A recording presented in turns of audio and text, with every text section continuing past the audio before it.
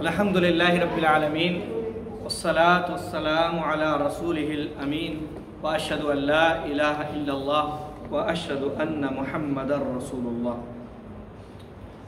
آج اس کتاب کا آخری درس ہے۔ کہتے ہیں عنوان انہوں نے لگایا عظمت صحابہ رضوان اللہ تعالی علیہم اجمعین۔ کہتے ہیں صحابہ کن کو کہتے ہیں؟ صحابی واحد ہے، صحابہ جمع ہے، کن کو کہتے ہیں؟ کہتے ہیں جس نے نبی کریم صلی اللہ علیہ وسلم سے بحالت ایمان ملاقات کی۔ جب ملاقات ہوئی تو مومن ہو، ایمان کی حالت میں ملاقات کی اور ایمان پر اس کا خاتمہ ہوا، وہ صحابی ہے۔ ایمان پر خاتمہ ہوا، ملاقات ایمان پر اور خاتمہ بھی ایمان پر، تو وہ شخص صحابی جس کی جمع صحابہ ہے۔ کہتے ہیں معرفت صحابہ کی اہمیت بیان کیجیے، یعنی صحابہ کو جاننے کی کیا اہمیت ہے۔ ہم جانیں کہ فلاں صحابی ہے، فلاں صحابی، فلاں صحابی ہے، اس جاننے کی کیا اہمیت ہے، کیوں جاننا ضروری ہے اور اس کا کیا فائدہ ہے، کیا اہمیت ہے۔ کہتے ہیں امام ابن عبد البر رحمۃ اللہ علیہ نے فرمایا، ان کی ایک مشہور کتاب ہے بیان فضل العلم،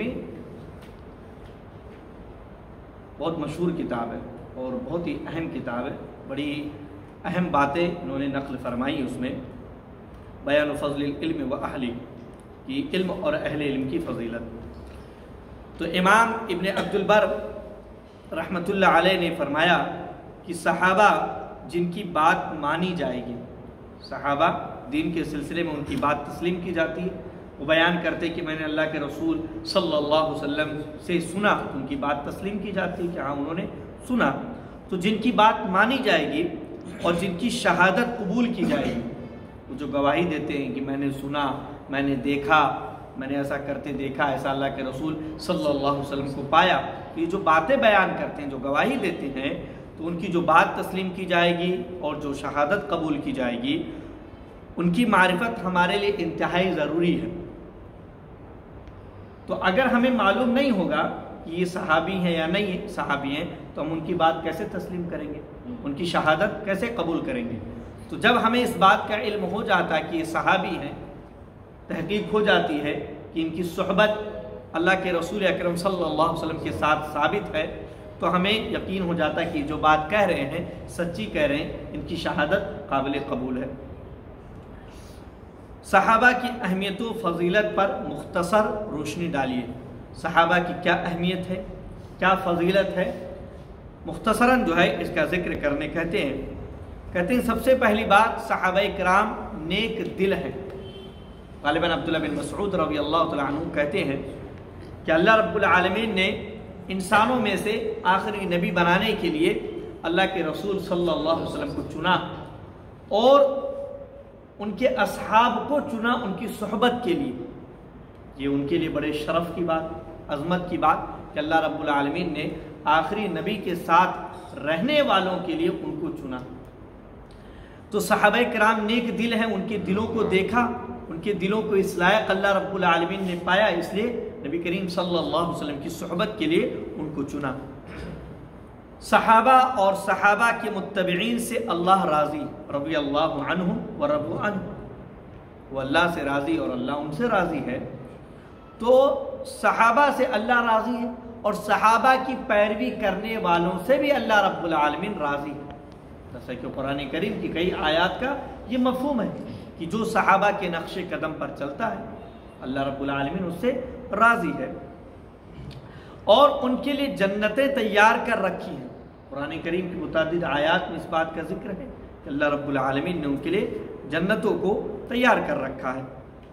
تیسری بات، صحابہ اس امت میں ہر اعتبار سے سب سے بہترین ہے۔ اس امت میں اللہ کے رسول صلی اللہ علیہ وسلم کی جو امت ہے، قیامت تک آنے والے افراد، ان میں سب سے بہترین لوگ یہ صحابہ ہیں۔ ان سے بہتر کوئی نہیں، ان سے بہتر کوئی نہیں ہو سکتا۔ تو سب سے بہترین ہے اور ہر اعتبار سے، علم کے اعتبار سے، عمل کے اعتبار سے، تقوی اور للہیت کے اعتبار سے، عبادت کے اعتبار سے ان سے بہترین کوئی ہو ہی نہیں سکتا، کوئی ہو ہی نہیں سکتا۔ جانثاری، قربانی، ایثار، صدقہ، ہر اعتبار سے یہ تمام لوگوں سے، کائنات تک آنے والے تمام لوگوں سے افضل اور بہتر ہے۔ اللہ نے تمام صحابہ سے بھلائی کا وعدہ کیا ہے، وَكُلًّا وَعَدَ اللَّهُ الْحُسْنَى، کہ اللہ نے ہر ایک سے حسنہ، بھلائی، اور مفسرین نے الحسنہ کی تفسیر جنت سے بھی کی ہے کہ ہر ایک سے بھلائی اور جنت کا اللہ رب العالمین نے وعدہ کیا ہے کہ ہر ایک کے ساتھ اللہ رب العالمین بھلا کرے گا۔ پانچویں بات صحابہ کے تعلق سے، سلف صالحین یعنی گزرے ہوئے نیک لوگ اور صحابہ و تابعین اپنی اولاد کو، صحابہ اور تابعین صحابہ کے شاگرد اپنی اولاد کو جس قدر اہتمام کے ساتھ قرآن کی تعلیم دیتے تھے، بالکل اسی طرح اہتمام کے ساتھ صحابہ و خلفاء سے محبت بھی سکھاتے تھے۔ قرآن کی تعلیم کا جس قدر اہتمام تھا، قرآن کریم جیسا کہ صحابہ کے اقوال ہیں کہ یعلمنا اولادنا السورہ کما یعلمنا اولادنا السورہ یعلمنا اولادنا حب الصحابہ حب ابی بکر و عمر، کہ جس طریقے سے ہم اپنے بچوں کو قرآن کریم سکھاتے ہیں، سورہ فاتحہ سکھاتے ہیں، اسی طریقے سے ہم اپنے بچوں کو، اپنی اولاد کو صحابہ سے محبت سکھاتے ہیں، خلفائے راشدین سے محبت سکھلاتے کہ ان سے محبت کرنا آپ پر لازم ہے۔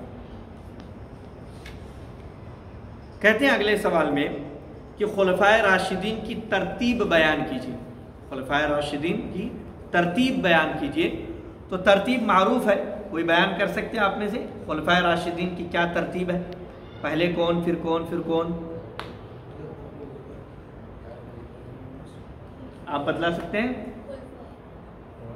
خلیفہ جو تھے اللہ کے رسول صلی اللہ علیہ وسلم کے بعد جو مسلمانوں کے خلیفہ بنے تو وہ 4 لوگ تھے۔ ترتیب سے کون کون تھے؟ یا نام ہی بتلائیں مطلق؟ حضرت ابو بکر اور عثمان،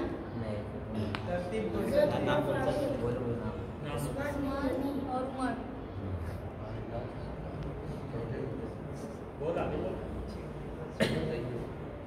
تو ترتیب معروف ہے، اور پہلا نام جن میں سر فہرست جو سب سے افضل ہے تمام انسانوں میں، صرف اس امت میں نہیں، تمام انسانوں میں، انبیاء کے بعد سب سے افضل انسان حضرت ابو بکر صدیق، بکر نہیں ابو بکر، حضرت ابو بکر صدیق رضی اللہ تعالیٰ عنہ، تمام انسانوں میں، انبیاء کے بعد تمام انسانوں میں سب سے افضل شخصیت۔ تو پہلے خلیفہ جن کو خلیفہ رسول کہا جاتا ہے وہ حضرت ابو بکر صدیق رضی اللہ تعالیٰ عنہ، ان کے بعد عمر بن خطاب رضی اللہ تعالیٰ عنہ جن کو امیر المومنین کہا جاتا ہے۔ خلیفہ کے مطلب ہوتا ہے بعد میں آنے والے، تو اللہ کے رسول کے بعد حضرت ابو بکر تھے تو کہا گیا خلیفہ رسول، لیکن اب ان کے بعد جو عمر بن خطاب آئے تو ان کو بھی خلیفہ اگر کہا جاتا تو الفاظ لمبے ہو جاتے، خلیفۃ و خلیفۃ رسول اللہ، اس لیے انہوں نے لقب اختیار کیا امیر المومنین، اور اس کے بعد سے جو ہے یہی لقب چلتا رہا۔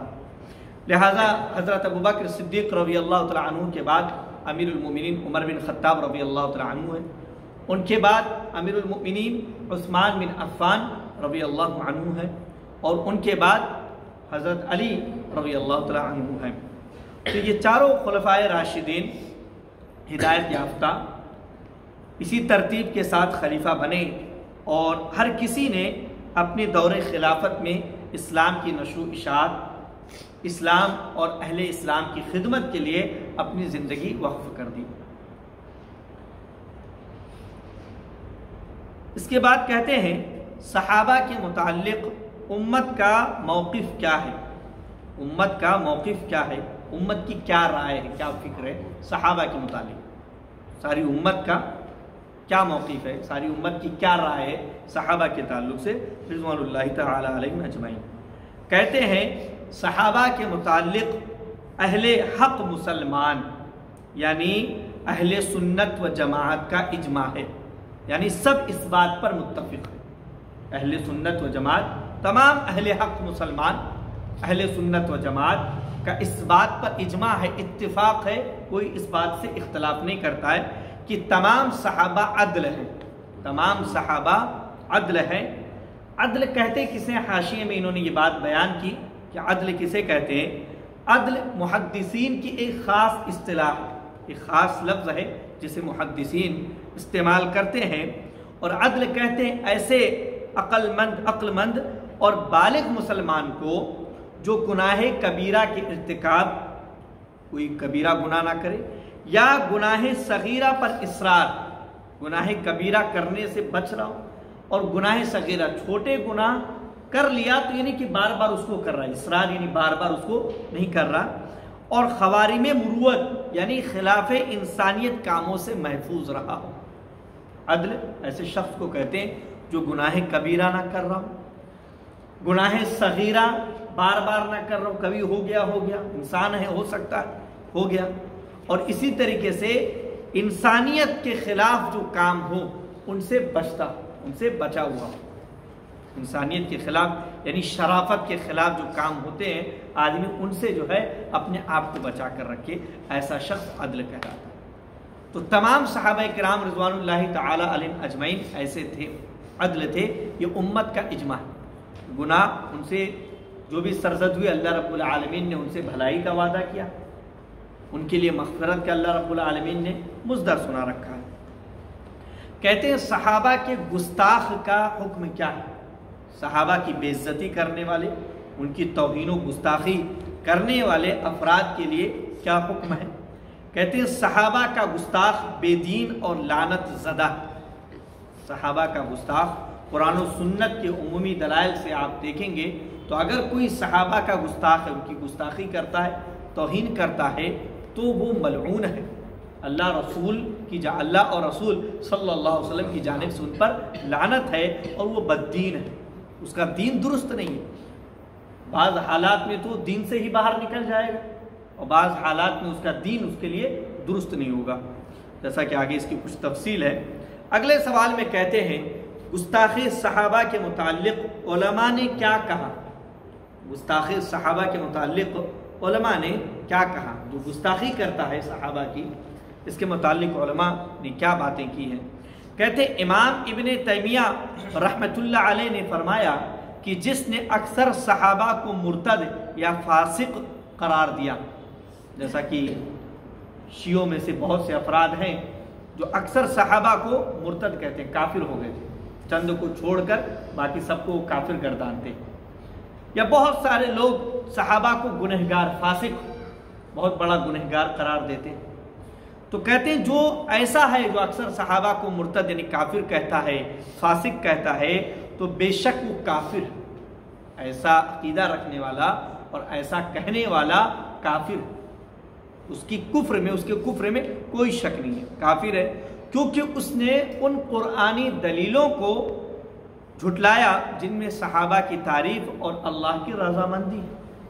قرآن کریم کی بہت ساری آیتوں میں صحابہ کی اللہ نے تعریف کی، ان کے لیے اپنی رضامندی بیان کی، یعنی وہ قرآن کریم کی ان آیتوں کو جھٹلا رہا، ان کو کافر کہہ رہا، ان کو فاسق کہہ رہا، تو اللہ کی اس بات کا وہ انکار کر رہا، اللہ کی ان آیتوں کو وہ جھٹلا رہا، لہٰذا وہ قرآن کریم کو جھٹلانے والا ہو گیا، اس لیے وہ کافر ہے۔ اور اگر کسی نے ایسے کافر کے کفر میں شک کیا، کسی کو شک ہے جو صحابہ کو، اکثر صحابہ کو مرتد کہہ رہا، صحابہ کو فاسق کہہ رہا، تو اس کے کفر میں اگر کسی کو شک ہے کہ وہ کافر نہیں ہے تو کہتے ہیں ایسا شخص بھی یقینی طور پر کافر ہے۔ اگر کوئی شک کرتا ہے اس کے کفر کے سلسلے میں، کوئی اکثر صحابہ کو کافر کہہ رہا ہے، اگر کوئی اکثر صحابہ کو کافر کہتا ہے تو پھر دین ہی کہاں بچتا ہے؟ دین تو صحابہ سے آیا، ہم اکثر صحابہ کو اگر کافر تسلیم کر لیں گے تو دین تو بچا ہی نہیں کچھ، یا اکثر صحابہ کو ہم فاسق کر لیں گے تو ان کی روایتیں قبول کرنے میں بڑی دشواریاں ہو جائیں گی، فاسق کی روایت قبول کرنے میں بڑی دشواریاں ہو جائیں گی، تو دین تو بچے گا ہی نہیں۔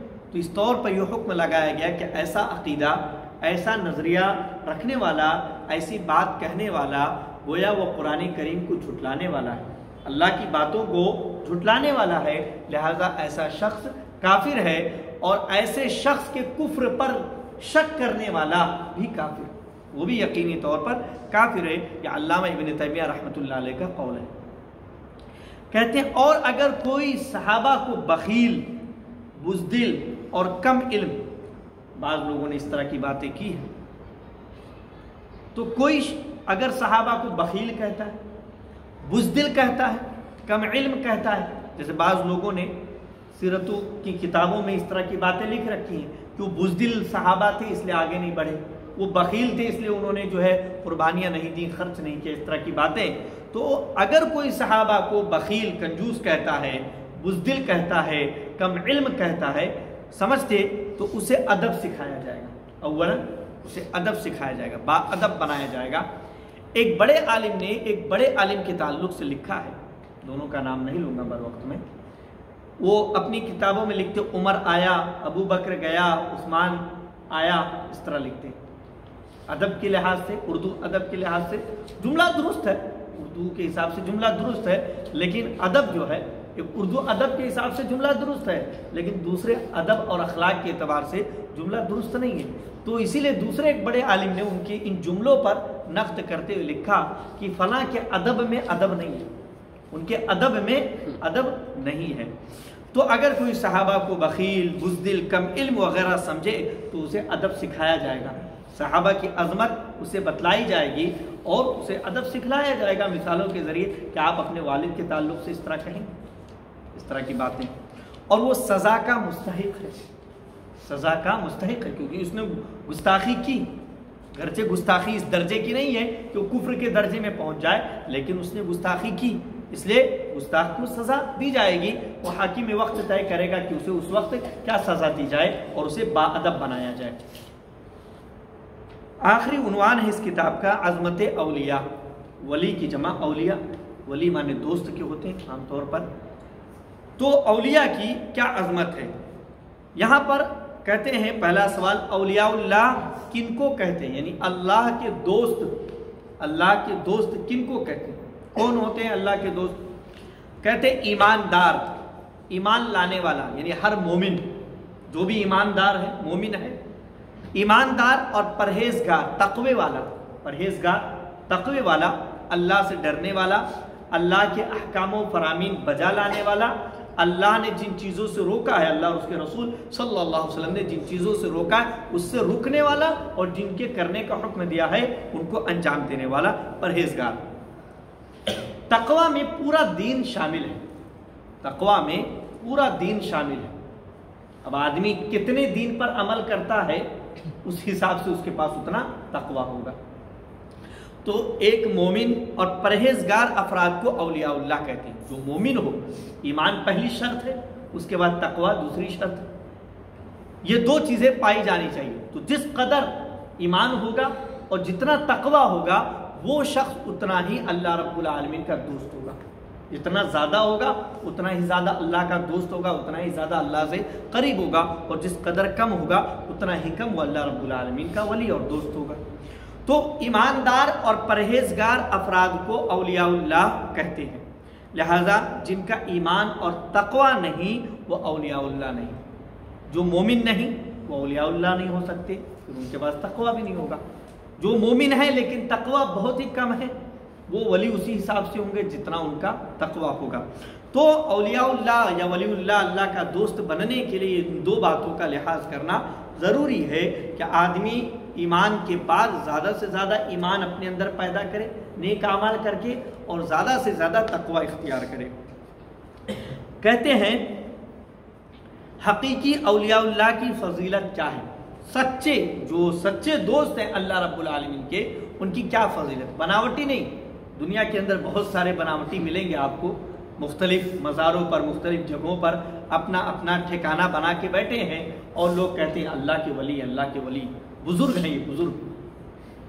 تو ایسے نہیں، بلکہ حقیقی سچے یعنی ایمان ہو ان کے پاس اور متقی ہو. جو متقی ہو وہ اللہ کے احکامات پر عمل کرنے کی حتی المقدور کوشش کرے گا. دنیاوی طور پر کتنے بھی نقصانات ہو جائیں لیکن اپنے دین کو، اپنے تقوی کو برقرار رکھنے کی وہ حتی الامکان کوشش کرے گا. تو ایسے لوگوں کی جو اللہ کے اولیاء ہیں کیا فضیلت ہے. کہتے ہیں اولیاء اللہ کو آئندہ زندگی کا خوف نہ ہوگا. آئندہ زندگی کا خوف نہ ہوگا. آنے والی جو زندگی ہے قیامت میں اس کا ڈر نہیں ہوگا. ان کو ایماندار ہیں، تقوی والے ہیں تو ان کو ڈر نہیں ہوگا. ہر مومن کی تو یہ خواہش ہوتی ہے جلد اللہ سے ملاقات کرے، یہ خواہش ہوتی ہے جلد اللہ سے ملاقات کرے، کیونکہ اسے معلوم ہے کہ نیک اعمال ہم نے کر رکھے. تو اپنے اعمال کی بدولت انسان کا دل مطمئن ہوتا ہے. ڈرنا چاہیے انسان کو. صحابہ ڈرتے تھے اس ناحیے سے بھی کہ میں نے عمل کیا ہے لیکن قبول ہوا کہ نہیں ہوا. ایک آیت کی تفسیر میں اس بات کا ذکر ہے سورہ نور کی کہ اما عائشہ صدیقہ رضی اللہ تعالی عنہا بیان فرماتی ہیں وَقُلُوبُهُمْ وَجِلَةٌ أَنَّهُمْ إِلَىٰ رَبِّهِمْ رَاجِعُونَ. آیت کا ٹکڑا ہے کہ ان کے دل تھرائیں گے کہ وہ جو ہے اپنے رب کی طرف لوٹنے والے ہیں. تو اما عائشہ صدیقہ رضی اللہ تعالی عنہا نے پوچھا اللہ کے رسول صلی اللہ علیہ وسلم سے کہ یہ کون لوگ ہوں گے؟ اَهُوَ الرَّجُلُ الَّذِي یزنی ویسرق. وہ شخص جو زنا کرتا ہے، جو چوری کرتا ہے، نماز نہیں پڑھتا ہے، زنا کرتا ہے، اس طرح کی برائیاں جو کرتا ہے وہ ڈرے گا. تو اللہ کے رسول صلی اللہ علیہ وسلم کہتے ہیں لا یبنۃ الصدیق، نہیں ہے صدیق کی بیٹی، بلکہ یہ وہ شخص ہوگا یصلی ویتصدق، جو نماز پڑھتا ہے، جو صدقہ کرتا ہے، ویخاف الا یقبل منہ، اور اس بات سے ڈرتا ہے کہ اس کا عمل قبول نہ. سب کر رہا ہے، دین کے سارے فرائض کی ادائیگی کر رہا ہے، لیکن پھر بھی اسے ڈر لاحق ہے کہ میرا عمل قبول ہوگا کہ نہیں، اور اس کے لیے اس کے دل تھراتے ہیں، کانپتے ہیں. تو جو اولیاء اللہ ہے، آئندہ زندگی کا خوف انہیں نہیں ہوگا، مرنے کے بعد ان کے ساتھ کیا ہوگا اس کا ڈر انہیں نہیں ہوگا، نہ ہی گزشتہ زندگی کے بارے میں وہ غمگین ہوں گے. گزشتہ زندگی کے بارے میں انہیں غم بھی لاحق نہیں ہوگا کہ انہوں نے کیا کیا، بلکہ دنیا و آخرت میں ان کے لیے خوشخبریاں رہتی ہیں. دنیا اور آخرت میں ان کے لیے خوشخبریاں رہتی ہیں. کئی آیتوں میں اللہ رب العالمین نے قرآن مجید کے اندر اولیاء اللہ کے تعلق سے ان باتوں کا بیان فرمایا کہ الا ان اولیاء اللہ لا خوف علیہم ولا هم یحزنون. خبردار، یقیناً اللہ رب العالمین کے دوستوں کے لیے لا خوف علیہم، نہ تو ان پر خوف ہے، ولا هم یحزنون، اور نہ ہی وہ غمگین ہوں گے. انہیں نہ غم ہوگا. غم گزشتہ چیزوں پر ہوتا ہے، گزری ہوئی چیزوں پر غم ہوتا ہے، اور خوف آئندہ کے لیے ہوتا ہے کہ آئندہ میرے ساتھ کیا ہو جائے. تو دونوں چیزیں ان کے ساتھ نہیں ہوں گی اللہ رب العالمین کے فضل و کرم سے. کہتے ہیں گستاخ اولیاء کا انجام کیا ہے؟ جو اللہ کے ولی ہیں ان کی گستاخی کرنے والوں کا کیا انجام ہوگا؟ ان کی گستاخی کرنے والوں کا کیا انجام ہوگا؟ کہتے ہیں کسی بھی ولی سے، یعنی اللہ کا جو ولی ہے، اس سے دشمنی کرنا اللہ کے ساتھ جنگ مول لینا.